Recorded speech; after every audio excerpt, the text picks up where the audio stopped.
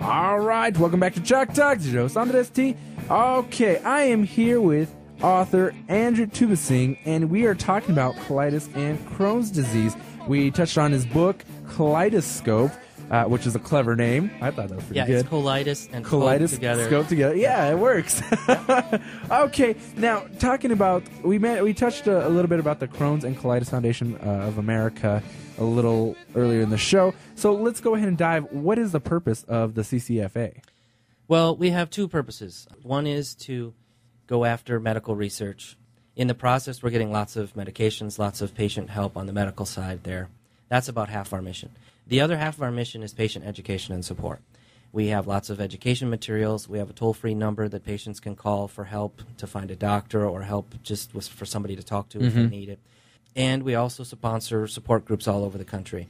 Plus, events like the Take Steps Walk are part of our outreach efforts to reach out to the people who don't know about us, who need help, who are embarrassed to talk about it. They need somebody we try to make happen. Is education key to helping to understand this and understanding the struggles that people who are diagnosed with this Absolutely. go through? Yes, for sure. And not only just for the patient themselves, because they need to learn about the disease and understand it and know how to deal with it, not just when they get diagnosed, but also to learn how to live their life long term. These are chronic illnesses. There is no cure. Colitis sort of has a cure with surgery, but it doesn't work for everybody. The other education component, of course, is the people in our lives, our friends and family. They need to understand what we're going through so that they know what we need, how to help us. We, of course, need to learn what kinds of hardships we're putting them through, and we need to know how to appreciate and thank them for that also. So the educational component is very important about you. And Now, we need each other's help. One thing, is this something that is traced back to genetics or anything, or anyone in your family has it, or they don't call it a genetic connection. They call it hereditary. They don't call it hereditary. Okay. Yeah, they say there can be a family connection or something like that. But the Genome Project has revealed incredible data about this, and the genetic portions are definitely relevant, and they're studying that really hard right now. And that's one of the things about the CCFA that's really encouraging to me, is that the research is there, the technology is there. We are ready to do it. We've seen a 40% increase in the research funding requests from scientists in the last year, which means they have the technology, they're ready to go. All we need is the money to make it happen. And I get emotional about this part because I'm looking at an improvement of life for myself. Yes. For the little kids that get diagnosed. What is the typical age for colitis, or does it affect a typical age? Most people are diagnosed in their teens or early 20s. Okay. And it's chronic, so most people have it for the rest of their life. It affects kids pretty heavily because when they have digestive problems and their formative years, they have nutrition issues, development issues, maturation things. So it's really important for the kid patients or the youth for us to get these diseases cured. You mentioned about the youth having issues with this, but there's also a camp for this. Yeah, we have a camp called Camp Oasis, specially equipped camps around the country that specialize in serving the needs of kids with medical disabilities. And this is not just for colitis or Crohn's. It's for a multitude. And they have them for all sorts of things. Like the camp that the Southwest chapter sends our local kids to has a week dedicated to all kinds of different illnesses. But these kids go to one that's a whole week that's all about kids with Crohn's and colitis, so they can be there with their peers and not have to explain, not have to be embarrassed. Just do the fun stuff that kids like to do at camp without having to worry about that stuff. And these camps have specialized medical facilities to meet the needs of the campers that are there. So they can have fun and a good time without having to worry about that. And it provides a summer camp experience for kids that otherwise couldn't go. And that's provided free to those kids, and that's another great thing that the CCFA funds.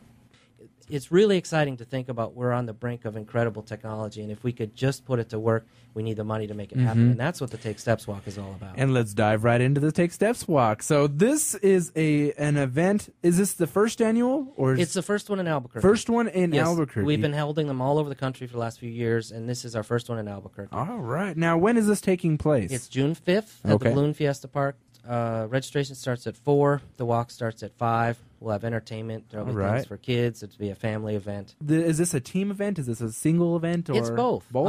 Okay. We really like to get teams together because then we've got people out there recruiting for us, getting their friends and family involved. That's the best way to do it.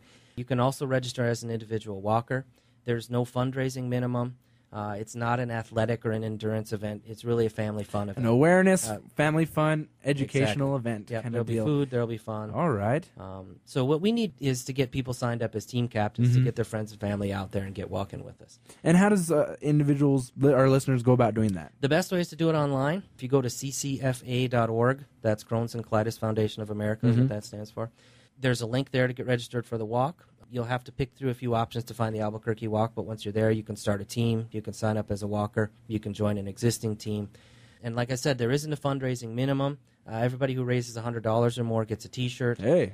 And the nationwide average for a goal is about $250. So we like everybody to try to set a goal of $250. Reach for the stars right there. Yeah, exactly, right? Well, and some people exceed that, and some people don't get there, and it's great. We want everybody to come. Definitely. And so is there a deadline when to register by? There isn't a deadline. There and isn't. In fact, so anybody we can keep come? raising money till the end of the year. So after if somebody the walk. just comes by the Bloom Fiesta Park and says, hey, I want to go do that, and they can just come right in and walk. That's right. And it's going to be a fun event, regardless of whether you know anything about Crohn's and colitis or not.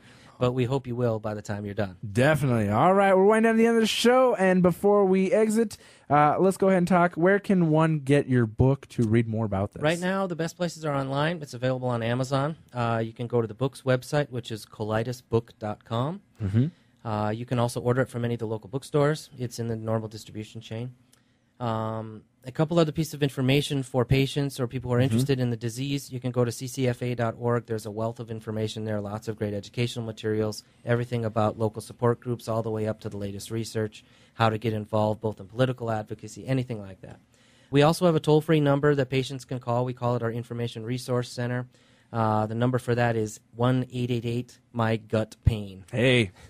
These clever names, I mean, you know what? They help people remember. I'm not kidding. Helps get the word out. Yes, and if someone, listening to you, if somebody wanted to contact you about this, how would they go about it? The best way this? to do that would be to go to the book's website and send me an email. There we go. There's also contact information for me at the CCFA website. If you go to the Southwest chapter, there's information about our local support group. Okay. My phone number is listed there, my email address, and that support group's a great resource for local people, too, so don't forget about that. All right, you guys. Andrew Tubesing, author of Colitiscope book and organizer for New Mexico, basically. You're the head honcho. Yep, we've got a lot of help, but yep. All right, thank you so much for talking with us about Crohn's and colitis and the CCFA. I mean, that really the opportunity to spread the word. All right, thank you very much. Have a wonderful, wonderful weekend. Get out there, get some sun, relax, enjoy the heat, the warmth, and have a great time. God bless. We'll catch you here next time. Be safe. This is your host, Andres T, here on Chalk Talk on a 101.7 The Team, signing you out. You might fall trying to do what I did. Mama, come close side in the middle of the club with the rubber dub. No love for the haters, mad 'cause I got floor seats at the Lakers. See me on the